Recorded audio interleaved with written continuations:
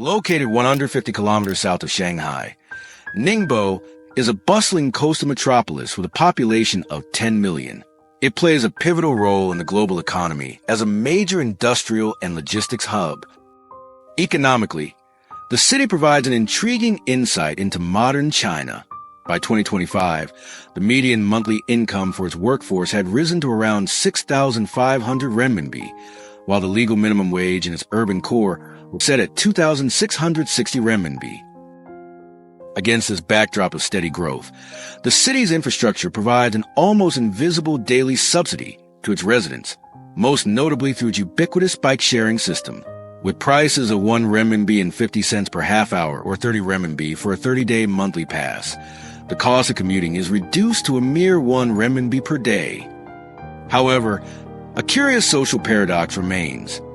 Despite the extreme affordability, the hoarding, vandalism, and theft of these bicycles persist as a recurring challenge.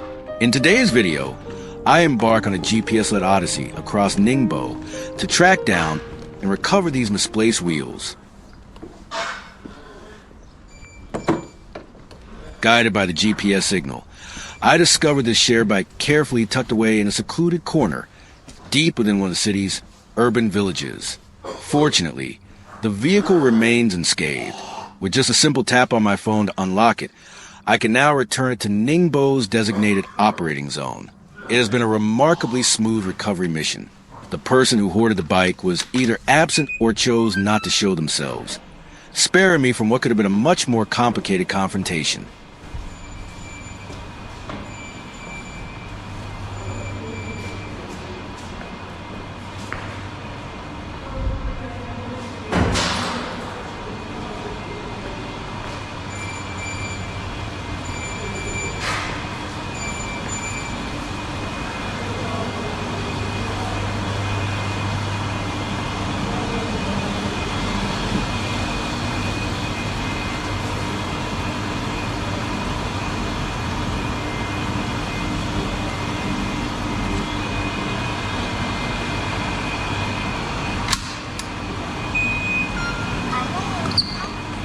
Due to signal interference, tracking shared bikes hidden in underground garages is notoriously difficult. The GPS indicated 3 vehicles in this particular lot. While the first 2 were parked in plain sight and easily recovered, the third proved to be elusive, its location drifting on my screen. I had to remotely trigger the bike's alarm through my phone, using the chirping sound emitted by the vehicle to guide me.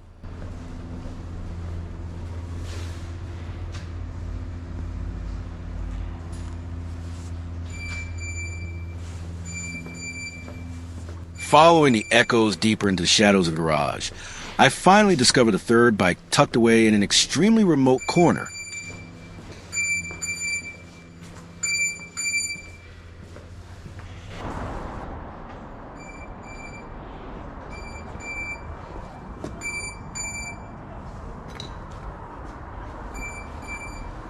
While some of the bikes we found earlier could be explained away as having been accidentally parked outside the operating zone, others were clearly and intentionally stashed in much more secretive spots.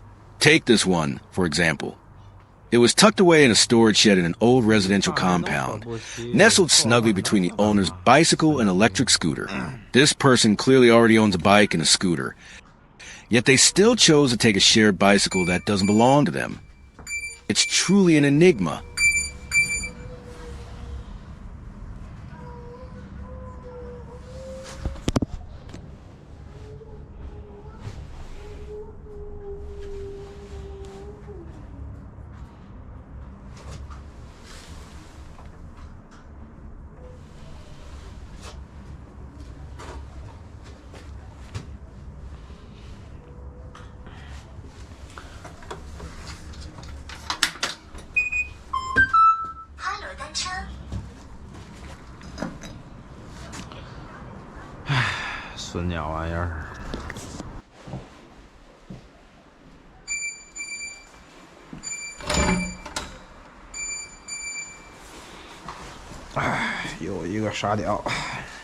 The habit of hoarding shared bikes isn't limited to people at the bottom of the social ladder.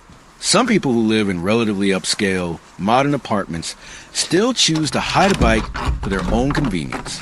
Take this one, for example, which was found stashed away in a communal area of a new residential complex, hidden in an underground storage room.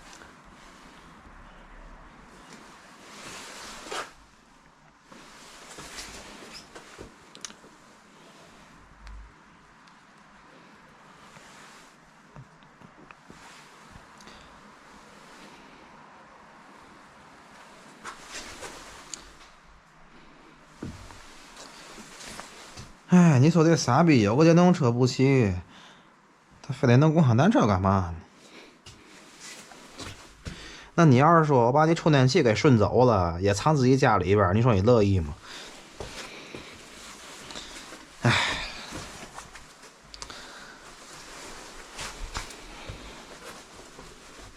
素质。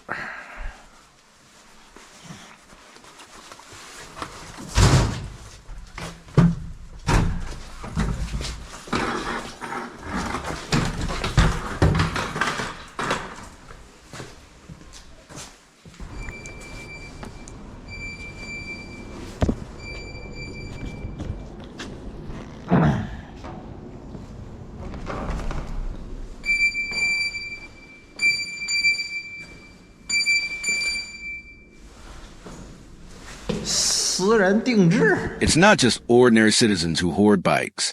Some public officials are guilty of this disgraceful behavior. I found this bike hidden in a junk room behind the back door of a sub-district office. To find it, I had to enter the residential area and sneak around to the back of the building. Even the security guard there thought it was going too far. 这里边是谁的呀？街道的，谁的？啊？街道的。街道的。街道这智商不行啊！